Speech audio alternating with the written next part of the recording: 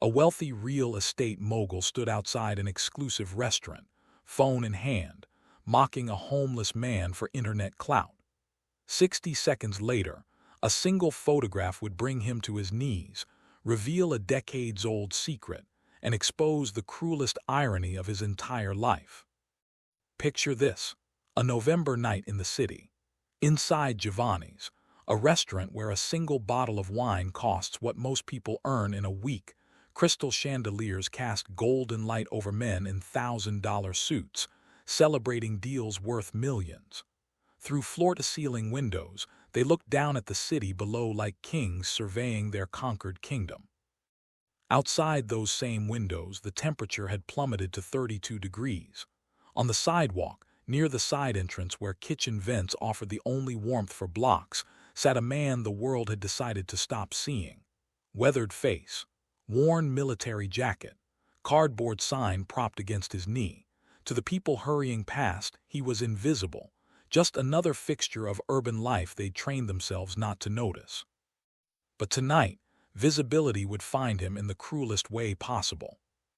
Marcus Rothwell emerged from Giovanni's with wine-loosened tongue and 3 business associates trailing behind him. In his hand, a phone ready to capture content. In his heart, the kind of casual cruelty that comes from never having to consider consequences. He nearly tripped over the homeless man's outstretched legs, and something inside him decided this moment needed an audience. What happened next would be recorded, not by Marcus, though he tried, but by the universe itself, which has a peculiar way of documenting the moments when arrogance meets truth. Marcus began to mock, to perform, to reduce a human being to entertainment for people who'd never question whether they had the right.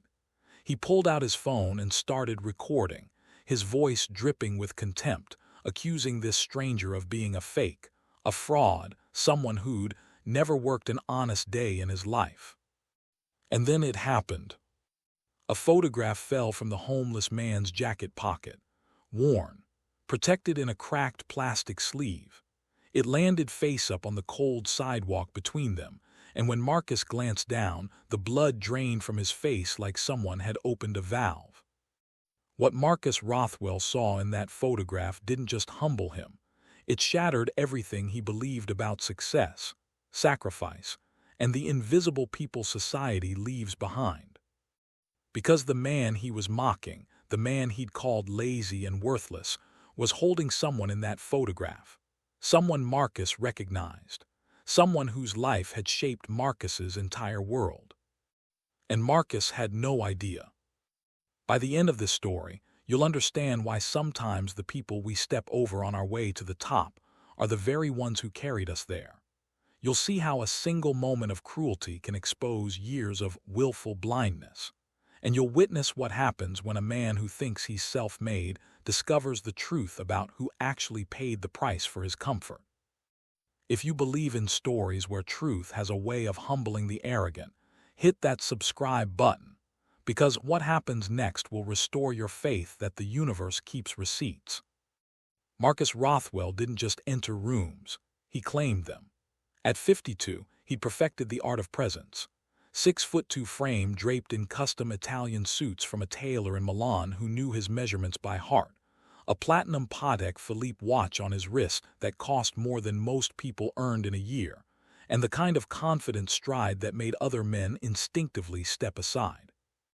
His empire was built on steel and glass.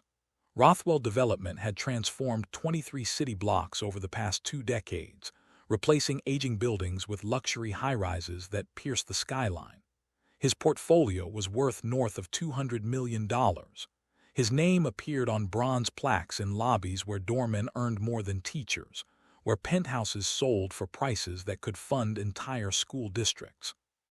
Tonight's celebration at Giovanni's marked his latest conquest, a $50 million development deal that would demolish a block of rent-controlled apartments and replace them with condos starting at $2 million each. The displaced tenants, not his concern. The market had spoken, and Marcus Rothwell was fluent in its language. He sat at Giovanni's best table, the one position so diners could survey the city through floor-to-ceiling windows. Below, streets glittered with headlights and street lamps, a kingdom of commerce and ambition. Marcus raised his third glass of Bordeaux, $300 a bottle, and toasted with his three associates. Richard Chen, a corporate attorney who specialized in finding loopholes. David Brennan, a city council member whose vote always seemed available for the right price. And Thomas Waverly, a fellow developer who'd learned long ago that Marcus's deals left crumbs worth millions. "To the strong," Marcus declared, his voice carrying across nearby tables without shame. "The world rewards the strong and punishes the weak, always has, always will." His associates clinked glasses, chuckling at the familiar refrain. They'd heard Marcus's philosophy countless times, usually after several drinks, always delivered with absolute certainty. In Marcus's worldview, success was purely meritocratic. He'd earned every dollar, outsmarted every competitor, built his empire through sheer will and intelligence. The irony was lost on him completely. What Marcus conveniently forgot, or had rewritten in his personal mythology, was the $2 million loan from his father's business partner that had funded his first development. The family connections that had secured his initial permits when other developers faced months of delays.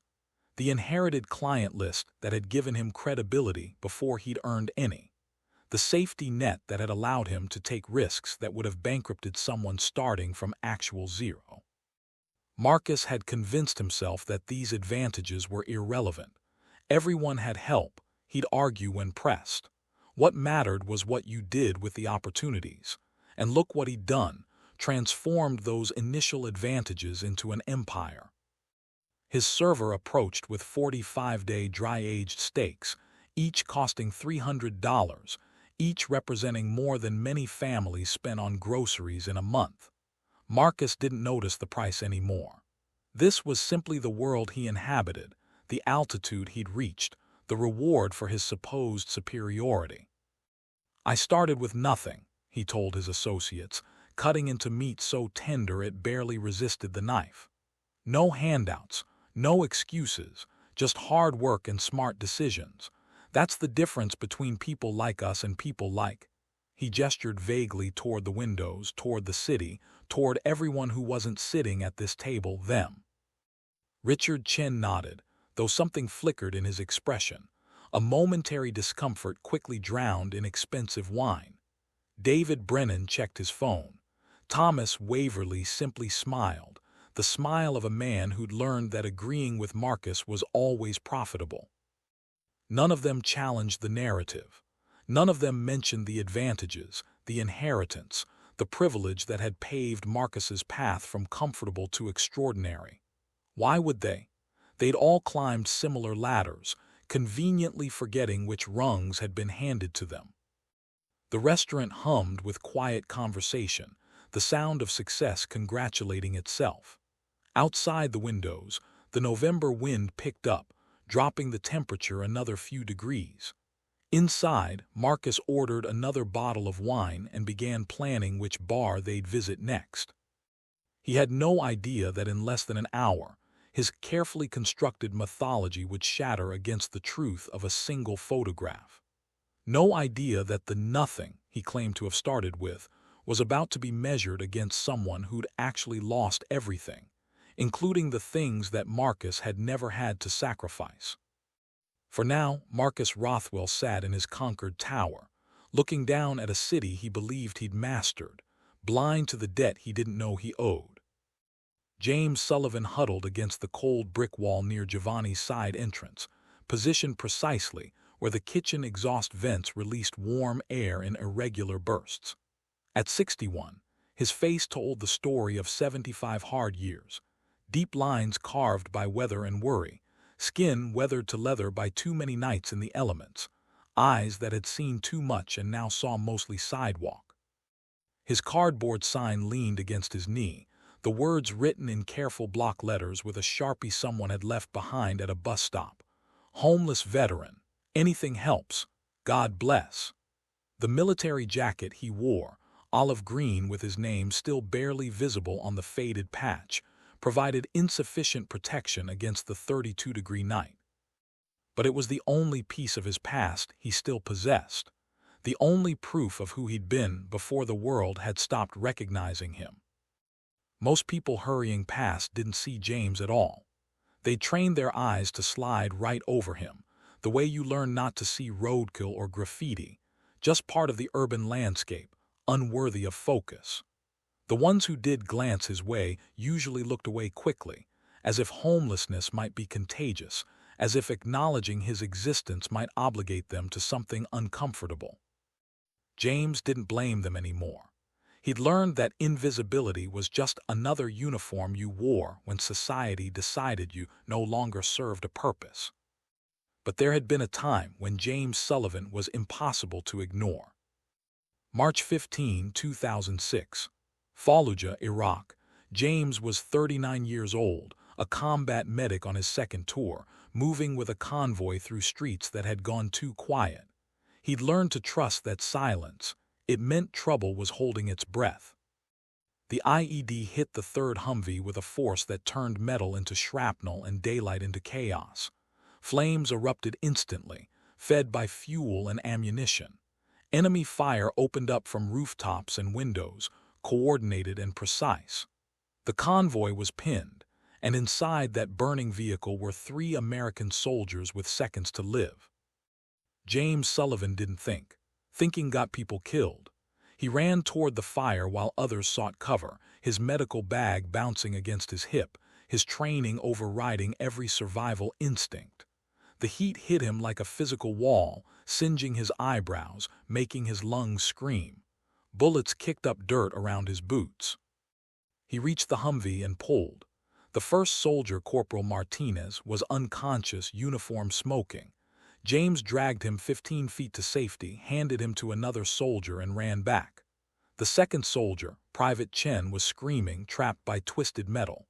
James used a pry bar from another vehicle, his hands blistering on hot steel, and freed him, pulled him out, ran back. The third soldier was Lieutenant David Rothwell, 24 years old, second tour, burns on his arms and shrapnel in his leg. Conscious but in shock. The vehicle was going to explode. James could see ammunition cooking off, hear the deadly pops and hisses. He had maybe 10 seconds. James grabbed Lieutenant Rothwell under the arms and hauled him backward, stumbling, falling, crawling, dragging them both away from the inferno. 5 seconds later, the Humvee exploded, sending a fireball 30 feet into the air. All 3 soldiers survived. James Sullivan received the Bronze Star for valor, though the medal ceremony felt surreal to him. He'd just done his job. That's what medics did. You ran toward the screaming when everyone else ran away. But wars don't end when soldiers come home. Sometimes the war just changes location, sets up camp inside your head where nobody else can see the battle. James returned to Maryland with PTSD and traumatic brain injury from a separate blast he barely remembered. The nightmares came violent and regular. He'd wake up shouting, drenched in sweat, convinced he could smell burning flesh. Loud noises sent him diving for cover. Crowds made his heart race and his hands shake. He'd worked as an EMT before his deployment, good at it, saving lives on civilian streets the way he'd saved them in combat zones. But 8 months after returning home, he had a panic attack during an emergency call. A car accident, flames, screaming, and froze, completely froze. His partner had to handle it alone. James was placed on leave, then quietly let go. Nobody said fired. They didn't have to. His wife Sarah tried. God knows she tried. But living with the stranger James had become, the man who jumped at slamming doors, who couldn't sleep, who sometimes didn't recognize her when he woke from nightmares, was slowly destroying her. After 2 years, she left, taking their daughter Emma. Emma was 15 then. She's 23 now. James hasn't seen her in 8 years. He applied for help through the VA. The wait list for mental health services was 7 months. 7 months when you're drowning feels like eternity. By the time his appointment came, James had lost his apartment, then his car, then his phone number. The VA couldn't reach him anymore. The dominoes fell with brutal efficiency. Job, savings, apartment, car, family, dignity. Each loss made the next one inevitable. According to the U.S. Department of Veterans Affairs, on any given night, nearly 40,000 veterans experience homelessness, despite serving the country that now walks past them without a second glance. James wasn't looking for pity. He was looking for $15, enough for a hot meal at the diner 3 blocks away and maybe, if he was lucky, a bed at the shelter if they had space. Most nights they didn't. So he sat against the brick wall near Giovanni's, catching whatever warmth the kitchen vents offered, holding a sign that told the truth nobody wanted to hear, watching expensive shoes hurry past without slowing. Inside that restaurant, men were celebrating $50 million deals. Outside, a Bronze Star recipient was hopping for enough money to eat. James Sullivan had saved 3 lives in Fallujah under enemy fire. One of those lives belonged to Marcus Rothwell's younger brother. But Marcus had no idea, nobody did. And in a few minutes, that photograph, the one James kept in his jacket pocket, the only proof that his life had once mattered, was about to fall onto the cold sidewalk and change everything. The restaurant doors burst open at 11:15, releasing a wave of warmth, laughter, and expensive cologne into the November night. Marcus emerged first, his cheeks flushed from 3 glasses of Bordeaux, his voice carrying across the street as he debated with his associates about which bar deserved their continued patronage. The Continental has better scotch, but McKinley's has that new bartender who actually knows how to make a proper Manhattan.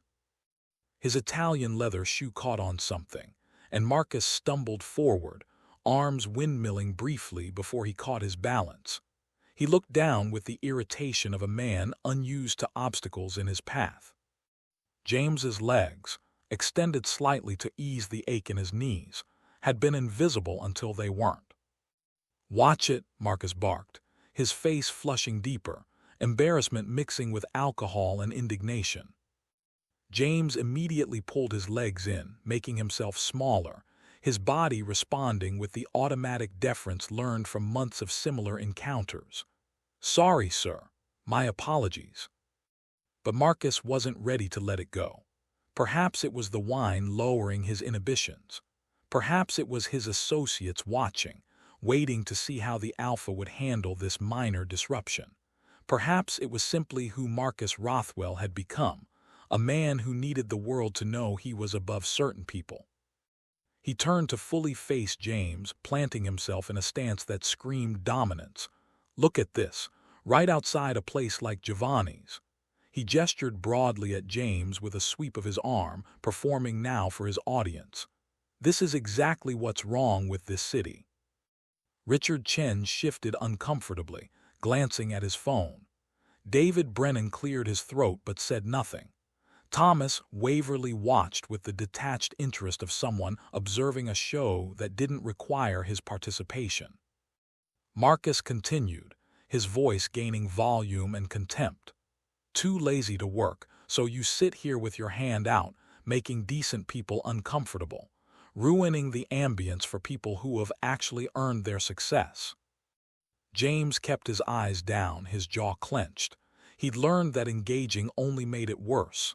Let them have their moment. Let them feel superior. They'd move on and he'd still be here and the night would continue. "I'm a veteran, sir," James said quietly, the words barely audible above the street noise. "Just trying to get by." The word veteran should have landed differently, should have triggered something, respect, gratitude, at minimum a moment of pause. Instead, Marcus laughed, a sharp bark of derision that made a passing couple glance over nervously before hurrying away. "A veteran? Sure you are. That's what they all say." Marcus pointed at James's jacket with mock examination. "Probably bought that jacket at a thrift store for $10 to make your story more convincing. I've seen this con 100 times. Something flickered in James's eyes, not anger but something deeper and more painful. He'd faced enemy fire without flinching. He'd run into burning vehicles while others ran away. But this casual dismissal of the truth, this reduction of his service to a scam, cut in ways that shrapnel never had. Marcus was warming to his theme now, energized by his own rhetoric. You want to know the real problem? People like you expect handouts instead of pulling yourself up by your bootstraps. The world doesn't owe you anything just because you're sitting on a sidewalk with a sob story. He paced slightly, gesturing expansively, the professor delivering a lecture to eager students. I started with nothing and look at me now. Nothing. But I worked for it. I earned every dollar through intelligence, hard work, and refusing to make excuses. That's the difference between successful people and, he gestured at James, this. Thomas Waverly glanced at Richard Chen. Both men looked uncomfortable now, but neither spoke. David Brennan checked his watch, then his phone again. Their silence was its own form of participation, tacit approval through inaction. And then Marcus pulled out his phone. You know what? I want to document this. This is perfect. His thumb swiped to the camera app, switching to video mode. The screen glowed in the darkness as he angled it toward James. People need to see what's really going on in our cities. He pressed record, his voice taking on the performative quality of someone creating content. Here we have another veteran. He made exaggerated air quotes with one hand while holding the phone with the other. Who's probably never worked an honest day in his life, begging outside a restaurant where hardworking people are trying to enjoy the success they've earned. James sat perfectly still, his hands trembling slightly where they rested on his knees. Inside his mind, two realities warred with each other. One was Fallujah, 2006, running toward fire, pulling men from death, enemy rounds snapping past his head. He'd been fearless then, necessary, valued. The other was now, sitting on cold concrete while a drunk man recorded him for entertainment, reducing his entire existence to a punchline for strangers on the internet. Which moment required more courage? Which enemy was harder to face? Please, James said finally, his voice barely above a whisper, each word costing him something. Just let me be. The quiet dignity in those words should have stopped Marcus, should have penetrated the alcohol and arrogance and triggered some basic human decency. Instead, Marcus leaned in closer with his phone, about to deliver what he clearly thought would be the perfect closing line for his video. But as he moved, James shifted his position, trying to lean away from the phone's lens, trying to maintain some shred of privacy in his humiliation. And that's when it happened. The photograph slipped from James's inner jacket pocket, the one he kept close to his heart, protected in a cracked plastic sleeve worn smooth from years of handling. It tumbled out in what felt like slow motion, spinning once in the air before landing face up on the sidewalk directly between Marcus's expensive shoes and James's worn boots. Marcus glanced down dismissively, his phone still recording, his mouth opening to continue his mockery. And froze. The phone hand lowered slowly, mechanically, as if someone had hit a pause button on Marcus's entire body. The blood drained from his face so quickly he swayed slightly, his other hand reaching out to steady himself against the brick wall. Because the photograph showed a younger James Sullivan in desert camouflage, covered in dust and blood and smoke, cradling someone in his arms as flames raged behind them. And that someone's face, even through the injuries, even through the chaos, was unmistakably recognizable. It was a face Marcus had seen in family photos his entire life. A face he'd visited in a German military hospital in 2006. A face that belonged to his younger brother, Lieutenant David Rothwell. What Marcus saw in that photograph changed everything. But before I reveal it, drop a comment telling me, have you ever witnessed someone being cruel to a homeless person? How did it make you feel? Your stories matter. The photograph was worn at the edges, faded from years of handling, but the image remained clear enough to stop time itself. A younger James Sullivan, 39 years old, face smudged with ash and blood, stared back from the cracked plastic sleeve. He wore desert camouflage, the fabric torn and scorched. Behind him, flames consumed a Humvee in shades of orange and black, smoke billowing into an impossibly blue Iraqi sky. Around him, chaos, other soldiers taking cover, muzzle flashes from distant windows, the unmistakable disorder of an ambush. But the focal point of the photograph was what James held in his arms. A soldier, younger than James, face twisted in pain but alive, unmistakably, impossibly alive. Burns on his exposed forearms. Blood seeping through his uniform from shrapnel wounds. But his eyes were open, looking up at James with the expression of someone who understood they'd just been pulled back from the edge of everything. Lieutenant David Rothwell, 24 years old, Marcus's younger brother. Even through the injuries, even through the dust and blood, the face was recognizable. The same strong jaw Marcus saw in family photos. The same nose their father had passed down to both sons. The same expression David had worn as a child when Marcus had pulled him from a frozen pond at age 8, gratitude mixed with shock, the look of someone who'd glimpsed the other side and couldn't quite believe they'd returned. Marcus's phone slipped from his hand, clattering on the sidewalk, the video still recording at an angle that captured nothing but pavement and someone's discarded coffee cup. His knees buckled, not metaphorically, actually buckled, the way they do when your body receives information your brain refuses to process. He stumbled backward into Thomas Waverly, who caught him reflexively. "Marcus, you okay?" Thomas's voice seemed to come from underwater, distant and distorted. Marcus couldn't speak, couldn't breathe. His lungs had forgotten their basic function. His throat had closed around words that wouldn't form. He could only stare at the photograph lying on the sidewalk between his $1,000 shoes and the boots of the man he'd been mocking 60 seconds ago. Richard Chen leaned in, squinting at the photo, then at James, then back at the photo. "Is that Marcus? Is that David?" The name broke something loose in Marcus's chest. Air rushed back into his lungs in a gasping sob that he tried and failed to contain. March 15, 2006. Marcus had been closing a deal in Manhattan when his father called. David's convoy had been hit. IED. Fire. He was alive but critical, being medevaced to Germany.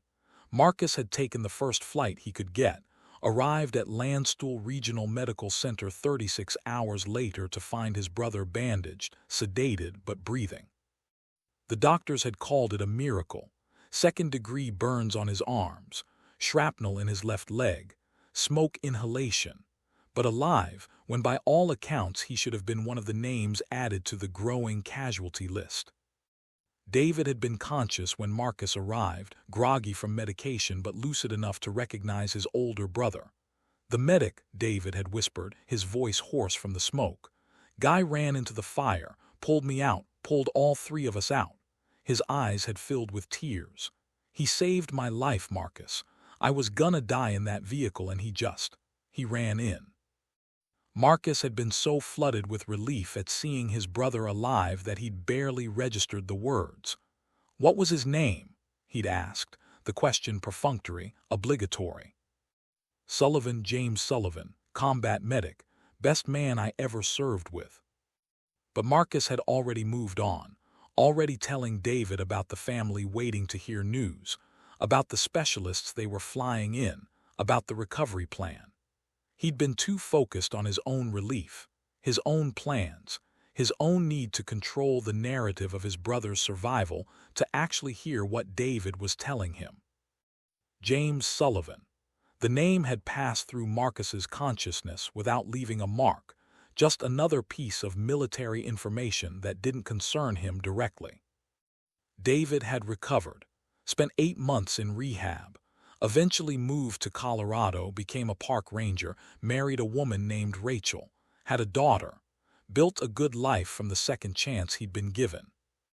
And Marcus had returned to his developments, his deals, his empire building.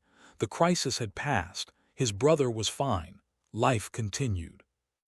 He'd never asked about the medic again, never wondered what happened to the man who'd given him his brother back, never considered that the person who'd performed the most important act in Marcus's family history might deserve more than a passing acknowledgement.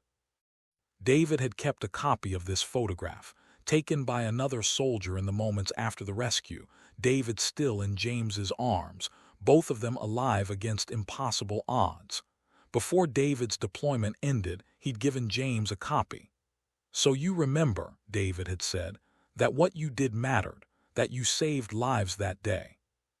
James had treasured it, kept it through everything, through the return home, through the PTSD, through the job loss and the divorce and the descent into homelessness.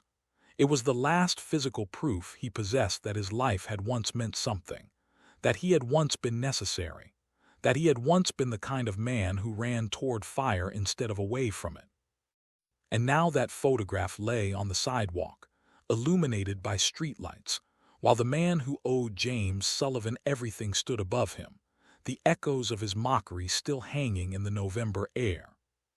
The irony crystallized with brutal clarity in Marcus's wine-fogged mind. He'd spent the entire evening, the entire year, the entire decade, congratulating himself on being self-made, on starting with nothing, on building his empire through pure merit and intelligence and hard work.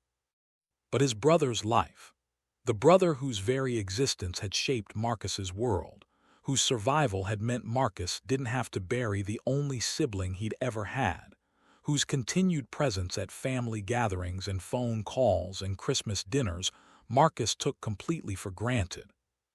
That was a gift from the lazy man at his feet, the man he'd called worthless, the man he'd accused of never working an honest day, the man he'd been recording for internet mockery.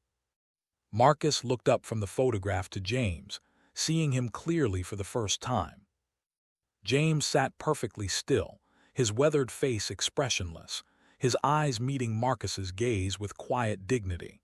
He wasn't gloating, wasn't accusing, just watching the moment of recognition play across Marcus's face with the patience of someone who'd learned that the universe had its own timeline for delivering truth. "This is," Marcus's voice cracked. He tried again. "This is my brother, you saved David." James nodded once, a small movement.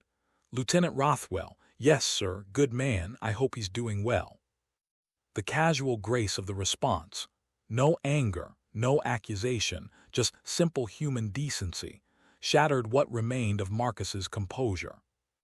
He'd been given everything, and he'd never even said thank you. Marcus dropped to his knees on the cold sidewalk, his hands trembling violently as he reached for the photograph. The concrete was filthy, stained with motor oil, gum, the accumulated grime of 1,000 passing shoes, but he didn't notice. His $5,000 Tom Ford suit pressed against the dirty pavement as he lifted the cracked plastic sleeve with a reverence usually reserved for sacred objects. His fingers traced the image, his brother's face, James's determined expression, the inferno raging behind them. A moment frozen in time when everything could have gone differently, when David could have become a name on a memorial wall instead of a park ranger in Colorado with a wife and a daughter. "I didn't know," Marcus whispered, his voice breaking. "I didn't know it was you."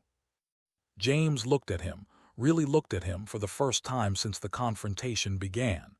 His weathered face showed no triumph, no vindication, just a quiet, devastating dignity. "You didn't ask," James said simply. "Most people don't." The words landed like a physical blow, because they were true.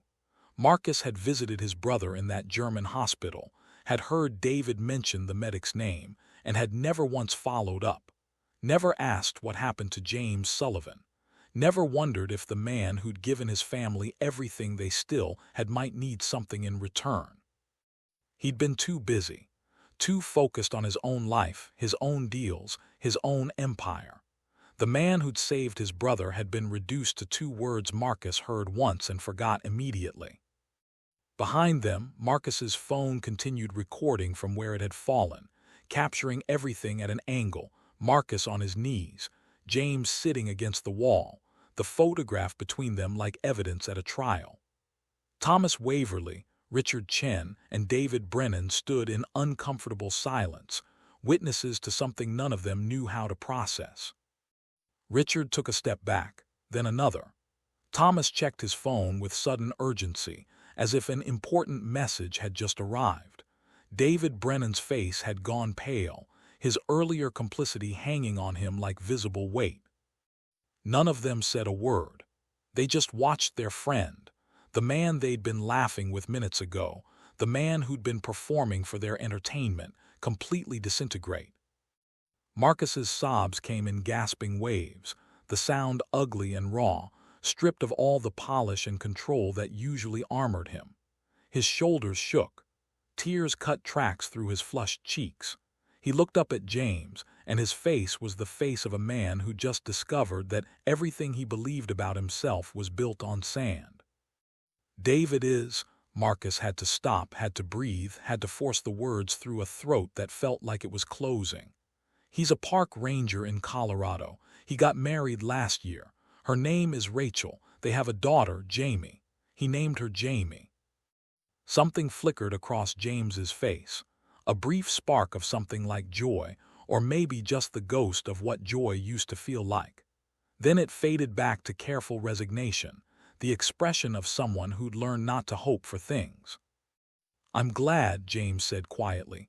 "That's good to hear. Lieutenant Rothwell was a good man, deserved a good life." "He has one," Marcus said, the words coming faster now, desperate. "He has a beautiful life. He's happy. He's healthy. His voice cracked again. He's alive because of you." James nodded once, accepting the truth of it without fanfare. "What happened to you?" Marcus asked, though he could see the answer written in every line of James's weathered face, every worn patch on his military jacket. "How did you end up?" He couldn't finish the sentence, couldn't quite voice the word homeless, while looking at the man who'd given his family everything that mattered. James told him, his voice flat and factual, reciting his own downfall like someone reading a weather report. PTSD that made sleep impossible and crowds unbearable. Traumatic brain injury that caused headaches and memory problems in moments where the world just stopped making sense. The panic attack during an emergency call, flames, screaming, his body frozen while someone needed him. The job he lost. The wife who tried but couldn't stay. The daughter he hadn't seen in 8 years. The VA waitlist that stretched 7 months while he lost everything he had left. "The invisible wounds of war don't end when soldiers come home," James said. "Sometimes they're just getting started." He was right. Traumatic brain injuries affect 20% of Iraq and Afghanistan veterans. PTSD rates climb even higher. Some studies suggest nearly 1 in 3 combat veterans struggle with it. And the VA system, despite good intentions and dedicated staff, has waitlists that can stretch 6 to 9 months for critical mental health services. For someone in crisis, for someone watching their life fall apart in real time, that's an eternity. That's the difference between getting help and losing everything, between recovery and the streets. Marcus listened, and with each detail, the full horror of what he'd just done crystallized in his mind. He'd mocked this man, called him lazy, accused him of faking his service, recorded him for entertainment, for internet clout, for the approval of men who were now backing away from the scene like it might contaminate them. Every word he'd said was captured on his phone, still recording from the sidewalk. Every cruel assumption, every arrogant dismissal, every second of his performance for an audience that no longer wanted to watch. "I called you," Marcus couldn't finish. The words he'd used felt like poison in his mouth now. "I said you never worked an honest day. I said you were lazy. I was recording you. I was going to post it online." James just looked at him. No accusation in his eyes, but no absolution either. Just acknowledgement of what had happened, what Marcus had revealed about himself in that moment of casual cruelty. "I'm sorry," Marcus gasped, knowing the words were pathetically insufficient. "I'm so sorry. I didn't know. I should have seen." "You saw what you wanted to see," James said, not unkindly, just stating a fact. "Most people do." Behind them, Thomas Waverly cleared his throat. "Marcus, maybe we should go." But Richard Chen was staring at the photograph, then at James, then at Marcus on his knees. Something like understanding, or maybe shame, was dawning on his face. David Brennan had already backed up 10 feet, putting distance between himself and the scene, between himself and his own complicity. He'd stood there silent while Marcus performed his cruelty. He'd laughed at earlier comments about people like them. He'd enabled every moment of what just happened, and now he wanted to pretend he hadn't been part of it. Marcus ignored them all. He was still looking at James. At the man who'd run into fire to save a stranger, who'd lost everything defending a country that now walked past him without a glance, who somehow maintained dignity while sitting on a freezing sidewalk outside a restaurant where a single meal cost more than he'd seen in weeks. "My brother is alive because of you," Marcus said again, as if repetition could somehow express what simple words couldn't. "Everything I have, my family, my brother at Christmas dinners, phone calls, watching him become a father, I have all of that because you ran into fire when everyone else ran away." James nodded, accepting this too. "And Marcus's voice broke completely. "I mocked you, I recorded you, I called you worthless. The universe had a way of keeping receipts, it turned out, and Marcus's bill had just come due. If this story is hitting you right in the chest, share it.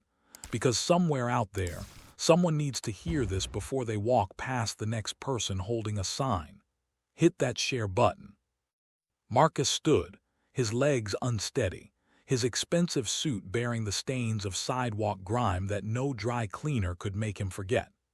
He turned to his 3 associates with an expression they'd never seen before, raw, stripped of pretense, almost manic with desperate purpose.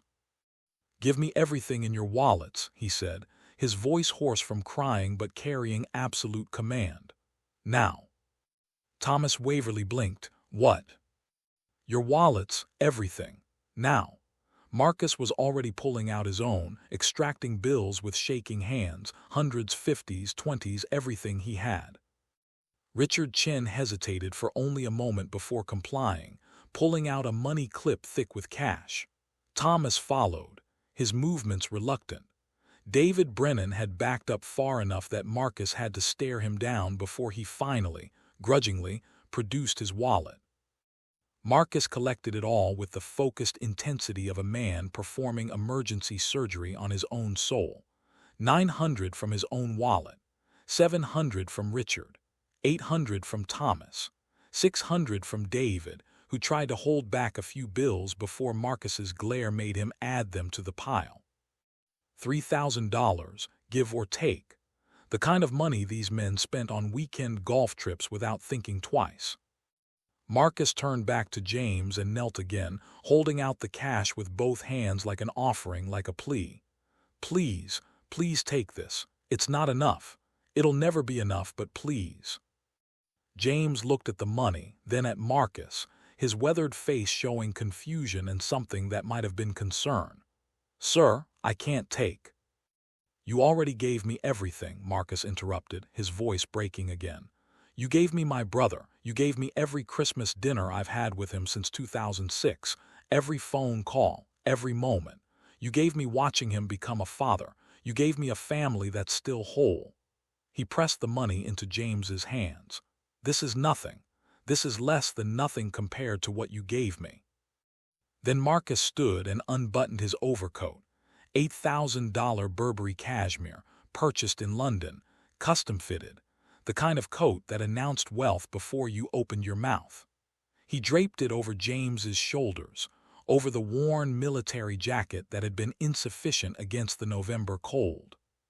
"Sir, I really can't," James started, trying to hand it back. "Please," Marcus said simply, "please let me do this one thing." James's resistance faded.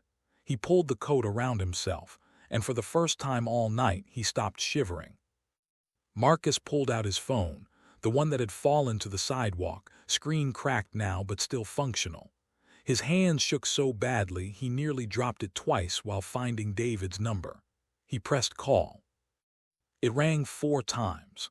Marcus counted each ring like a prayer. It was 11:30 in Colorado.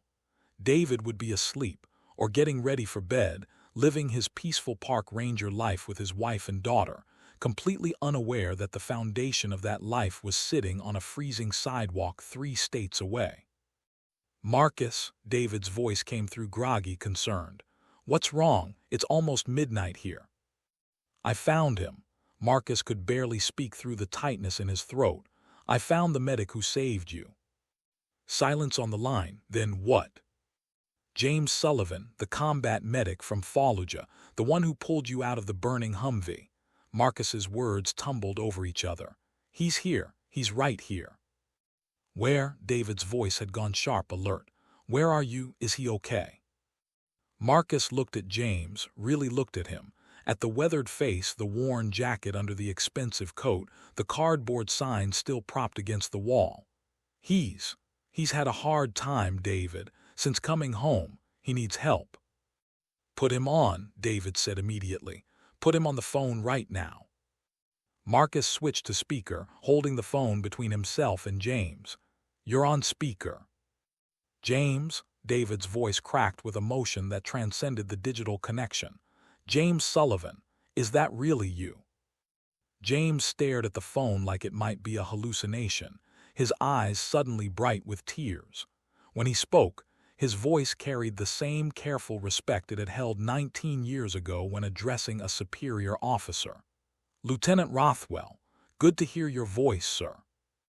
"Oh my God." David was crying now too, the sound evident even through the phone's speaker. "James, I looked for you.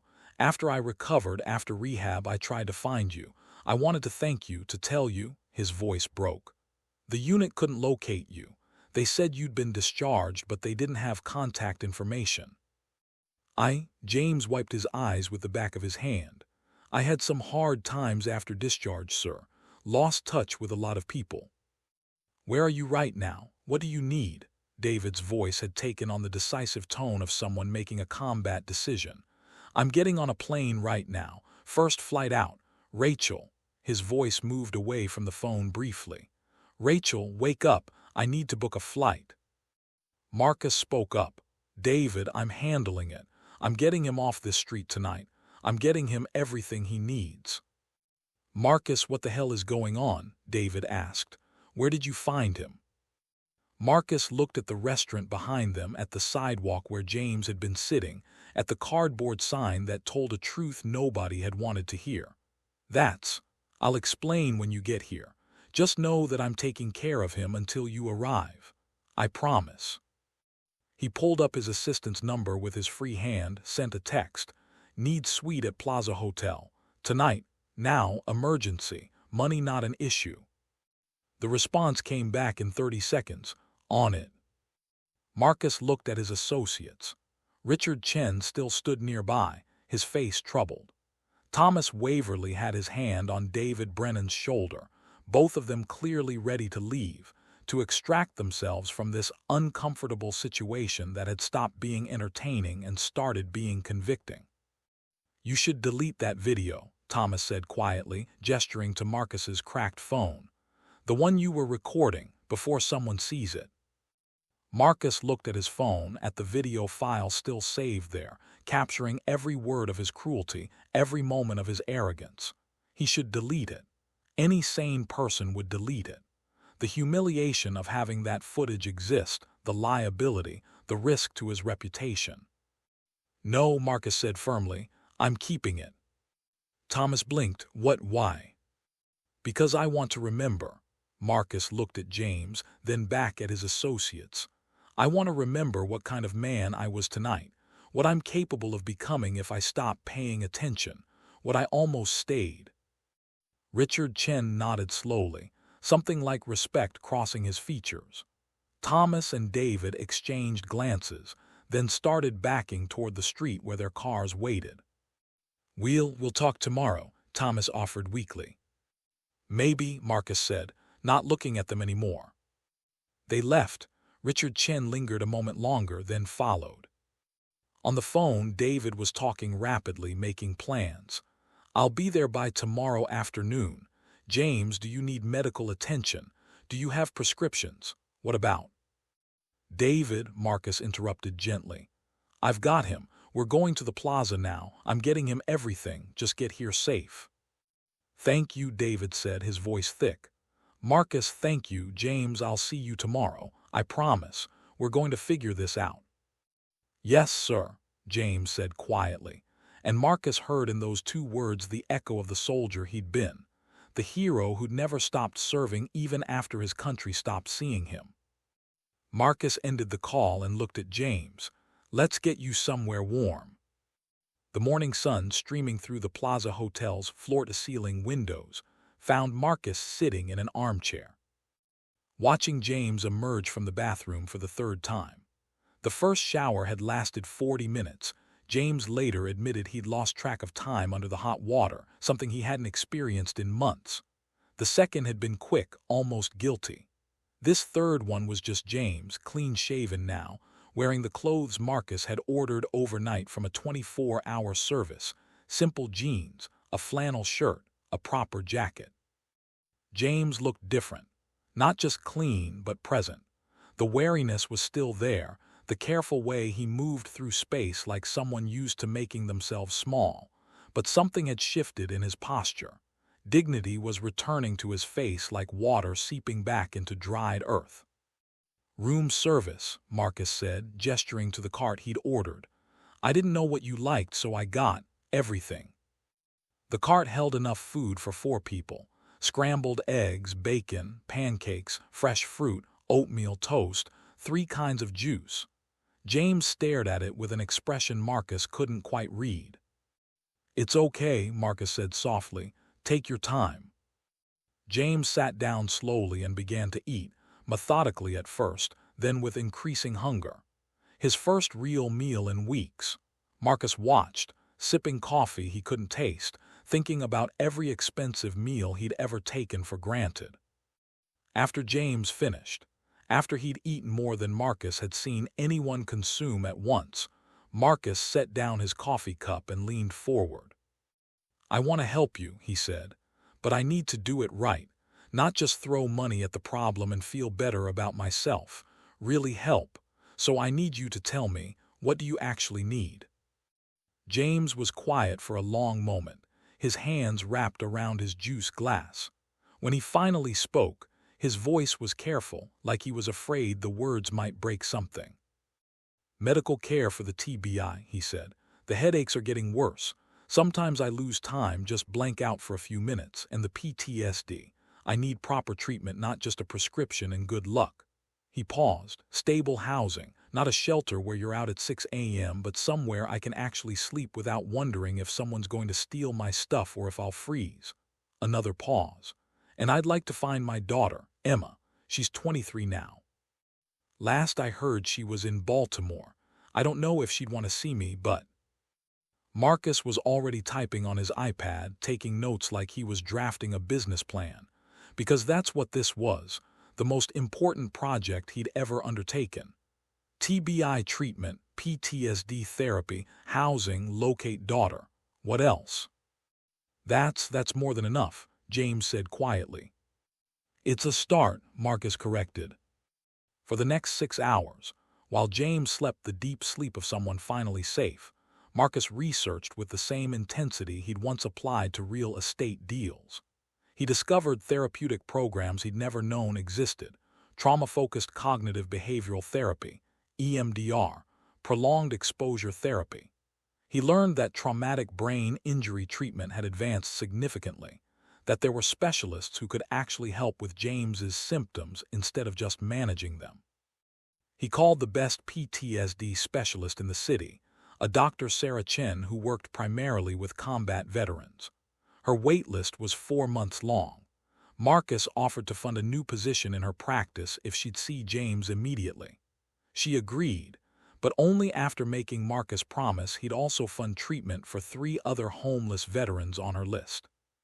Marcus agreed without hesitation. He contacted his attorney about setting up a trust fund for James's long-term care.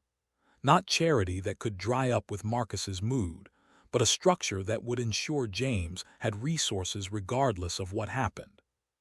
2 days later, David arrived. Marcus waited in the hotel lobby, watching the entrance like he was waiting for a verdict. When David burst through the revolving door, his park ranger uniform rumpled from the flight, his face showing every one of the 36 hours since Marcus's phone call. Marcus felt something in his chest crack open. "Where is he?" David demanded. "Suite 2407, he's." David was already moving toward the elevators. Marcus followed, unlocking the suite door to find James standing by the window, looking out at the city with an expression of quiet disbelief that any of this was real. "James," David said, and his voice broke on the name. James turned, and for a moment neither man moved.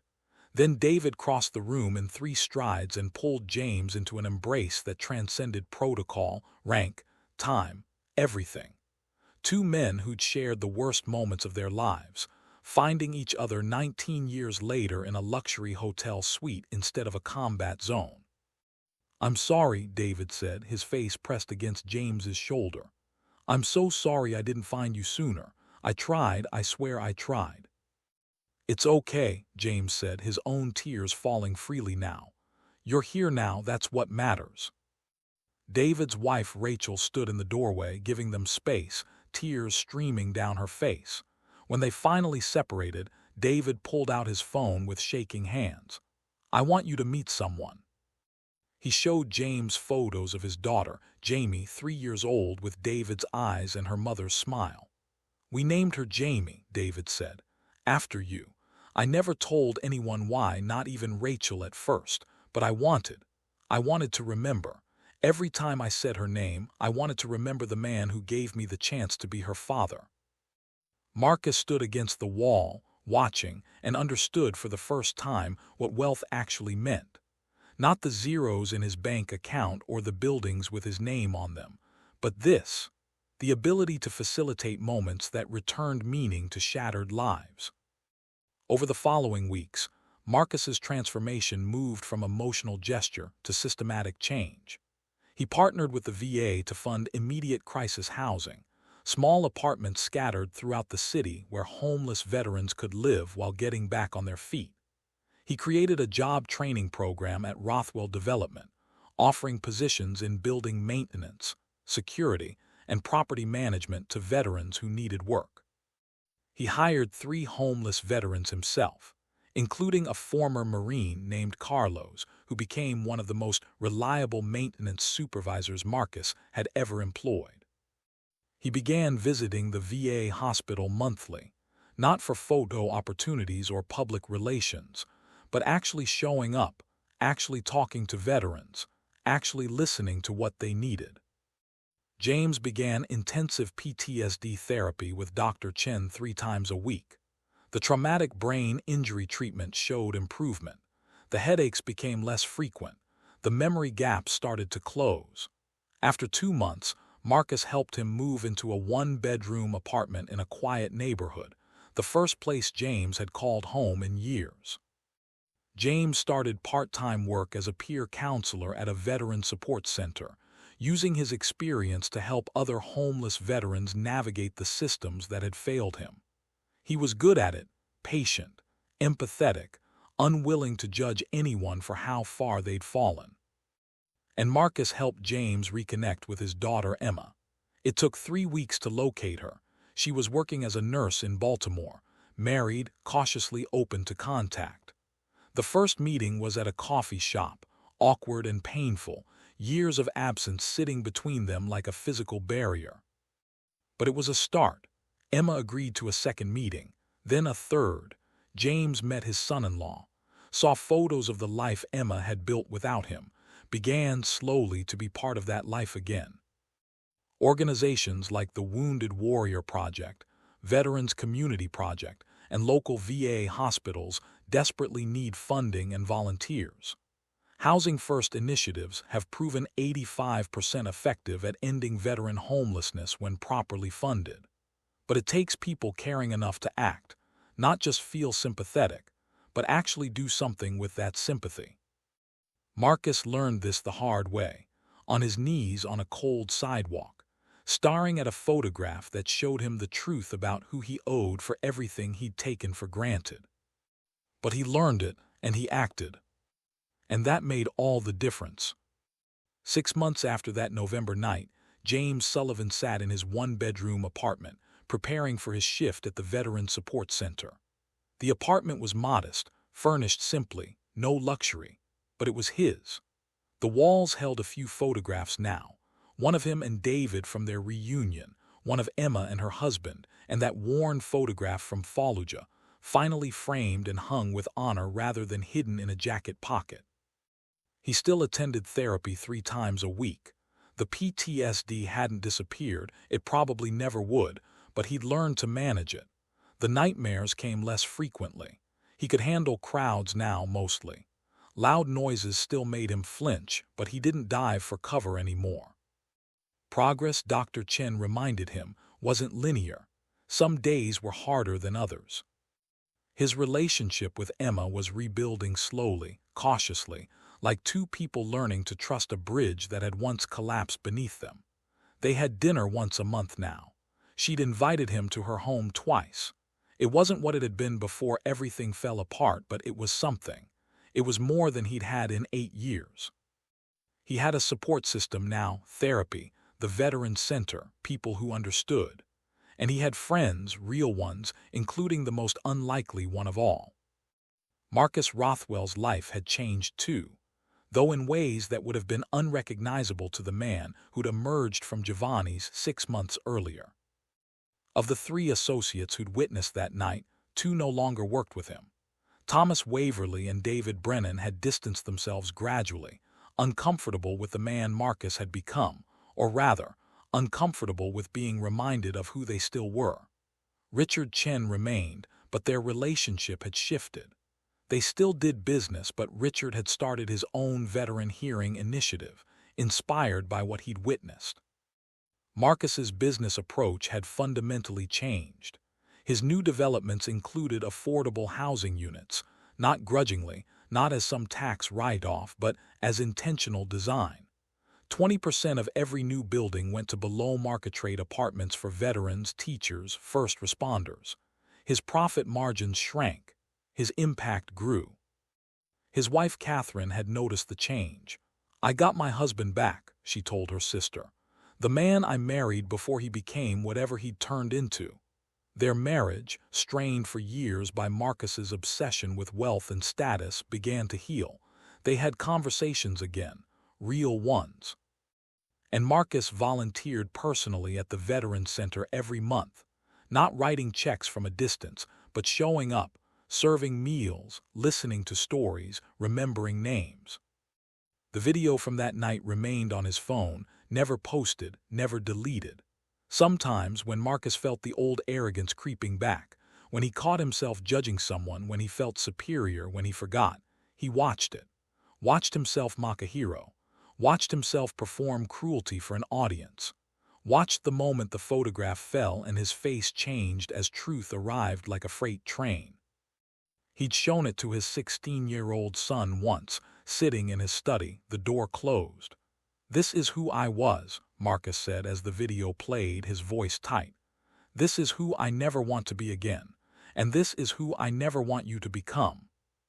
His son had watched in silence, then said, "You were really cruel, Dad." "Yes," Marcus agreed, "I was." Every Wednesday morning, Marcus and James met for coffee at a diner 3 blocks from James's apartment. Not the plaza, not Giovanni's. A regular diner with checkered floors and waitresses who knew their orders by heart. It had started as Marcus checking in, making sure James had what he needed, but it had evolved into something neither man had expected: genuine friendship. They talked about everything: James's therapy progress, Marcus's business challenges, sports, books, the small details of ordinary life. James helped Marcus understand perspectives he'd never had access to from his tower of privilege. Marcus helped James navigate systems, medical, financial, bureaucratic, that had once seemed insurmountable. It wasn't charity. It was two men who needed each other without knowing it, finding equilibrium in unlikely places. Sunday dinners had become tradition. Marcus, his wife Catherine, David and Rachel, James and little Jamie, who developed a particular fondness for Uncle James and his patient willingness to play whatever imaginary game she invented. At one of these dinners, David raised his glass, water, since James didn't drink any more, and made a toast that stopped conversation. To James, David said, his voice carrying across the table, "You saved my life twice, once in Fallujah when you pulled me from that burning Humvee, and once 6 months ago when you showed my brother who he needed to become." James had ducked his head, uncomfortable with the attention, but Marcus met David's eyes and nodded. Because it was true. That photograph falling on a cold sidewalk had saved Marcus from something worse than physical death, from becoming a man so callous, so isolated by wealth and arrogance, that he'd lost his own humanity without noticing. "I thought success meant rising above everyone else," Marcus said later, sitting on his balcony with James, the city spread below them like the kingdom Marcus once thought he'd conquered. "I didn't understand that true success is measured by who you lift up with you." He looked at his friend, this man he'd almost destroyed with casual cruelty, this hero he'd dismissed as worthless. "I spent decades climbing over people, never looking down to see who I was stepping on. That night, I looked down and saw the man who gave me everything that matters." James was quiet for a moment, then said, "You looked down and chose to see. That's the difference. Most people never choose to see." "I almost didn't," Marcus admitted, "if that photograph hadn't fallen." "But it did," James interrupted gently. "That's what matters. You saw and you changed. Not everyone does that even when they see." Below them, the city moved on, people passing people, some seeing, some choosing blindness. Somewhere in those streets, another James Sullivan sat with a cardboard sign, waiting for someone to look down and choose to see. Marcus made a mental note to expand the veteran housing initiative to 3 more properties. It would never be enough, but it was something. And something was where change began. Here's the larger truth that Marcus Rothwell learned on a cold November sidewalk. Every person holding a sign has a story. Not all of them are veterans. Not all of them served in combat or saved lives under enemy fire. But all of them are human beings with dignity, with histories, with circumstances that brought them to that corner where society decided to stop seeing them. James Sullivan's story is extraordinary because of the photograph, because of the connection to Marcus's brother, because of the dramatic irony that made it impossible to ignore. But the lesson applies to every person we walk past without a glance, every outstretched hand we pretend not to see, every cardboard sign we've trained ourselves to treat as invisible urban wallpaper. The statistics tell a story our comfortable distance tries to ignore. On any given night, nearly 40,000 veterans experience homelessness in America, men and women who wore the uniform, who signed up to serve, who came home to a country that struggles to care for them. But they're part of a larger crisis.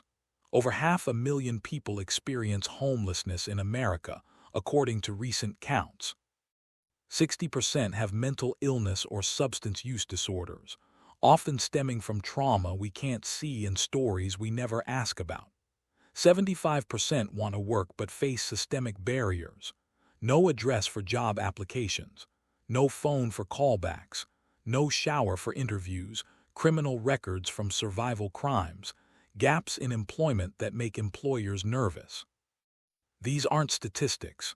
They're people, someone's son, someone's brother, someone's hero whose heroism nobody recognized until it was almost too late. So what can we do? The question matters less than whether we're willing to act on the answer. First, see people. Actually see them. Make eye contact. Acknowledge their humanity with a nod, a word recognition that they exist. You don't have to give money if you're not comfortable, but you can give acknowledgement. You can stop pretending they're invisible. Second, support organizations doing the real work. Wounded Warrior Project, Veterans Community Project, your local homeless shelters and veteran centers. They need funding, yes, but they also need volunteers, donations of clothes and supplies, people willing to show up and serve meals and listen to stories. Third, advocate for better VA funding and mental health services. Write to representatives. Vote for policies that prioritize care for people over budgets. Understand that 6-month wait lists for mental health treatment aren't acceptable when someone's life is falling apart in real time. Fourth, challenge your own prejudices about homelessness. Question the stories you tell yourself about why people end up on the streets. Recognize that many of us are closer to that edge than we're comfortable admitting. Just a job loss, a medical crisis, a trauma away from circumstances we judge from our current position of comfort. Fifth, understand that small acts matter. Buy someone a meal, offer a coat on a cold night, carry gift cards to restaurants, donate to shelters. It won't solve the systemic problems, but it might solve one person's problem on one particular night, and that matters. Here's the challenge. The next time you see someone on the street, before you judge, before you assume, remember this story. You don't know their story. You don't know what battles they've fought, what sacrifices they've made, or what circumstances brought them to that corner. That person holding a sign might be the one who saved your brother's life, or your father's, or yours, in ways you'll never know. They might be the combat medic who ran into fire while others ran away. They might be the teacher who inspired generations. They might be the parent who lost everything trying to care for a sick child. Marcus Rothwell learned this lesson the hardest way possible, on his knees on a cold sidewalk, staring at a photograph that showed him the truth about who he owed for everything he'd taken for granted. You don't have to. You can choose to see people now, today, the next time you walk past someone society has decided to make invisible. Right now, James Sullivan is at the Veteran Support Center, mentoring a newly homeless veteran who's where James was 6 months ago, lost, ashamed, invisible to a world that's moving too fast to notice his pain. James sits with him, shares his story, and offers something more valuable than money. Hope that the fall doesn't have to be permanent, that people can come back from the edge, that being seen can change everything. On James's apartment wall, that photograph from Fallujah hangs framed, not hidden in a jacket pocket anymore, not just a reminder of trauma, but a testament to purpose. A reminder that he mattered once, that he matters now, that his life has always had value even when the world forgot to acknowledge it. The photograph of him holding David Rothwell in those desperate moments represents more than one man saving another. It represents the invisible threads that connect all of us, the ways we depend on each other without knowing it, the debts we owe to people we never thank, the heroes we walk past without recognition. If this story changed how you see the world, I need you to do 3 things. Subscribe to this channel so you never miss stories that matter, stories that challenge us to be better, to see more clearly, to act with compassion instead of judgment. Share this video with someone who needs to hear it, because somewhere in your contacts is someone who's about to walk past a person holding a sign, and this story might change that moment. And comment below, what's one thing you'll do differently after watching this?